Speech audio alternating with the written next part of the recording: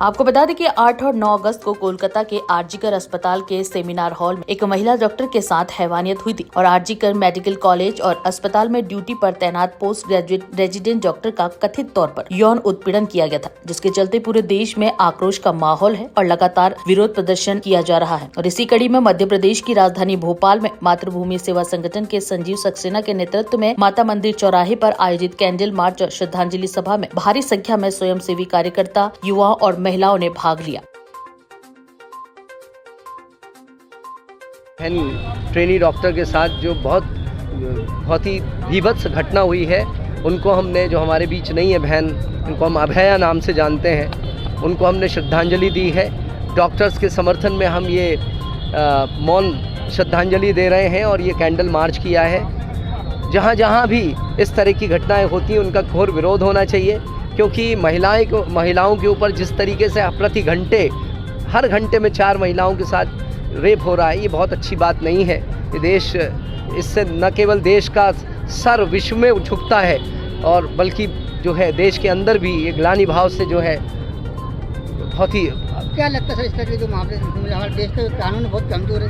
नहीं, ये उसके लिए हम, उनके लिए न्याय के लिए हम लोग आज यहाँ पर कैंडल मार्च कर रहे हैं। उनके लिए श्रद्धांजलि के लिए हम लोग कैंडल मार्च कर रहे हैं। साथ ही नशे को बंद करना चाहिए, नशे पे मॉनिटरिंग होनी चाहिए, क्योंकि नशे करने के बाद उस व्यक्ति के अंदर राक्षस प्रवेश कर जाता है। 95% घटनाएं, 75% जो घटनाएं हो रही हैं वो उन व्यक्ति द्वारा की जा रही हैं जो सूखे नशे में या शराब के नशे में थे। उनको ये नहीं समझ में आता कि सामने जो खड़ी है वो किसी की बहन, बेटी या माँ हो सकती है। उनके सारे मर्यादा और पर्दे हट जाते हैं। नशे के खिलाफ हम लोग एक कैंपेन शुरू कर रहे हैं और ये महिलाओं के और लड़कियों के जिस तरीके से असुरक्षा की भावना फैल रही है, ये गलत है।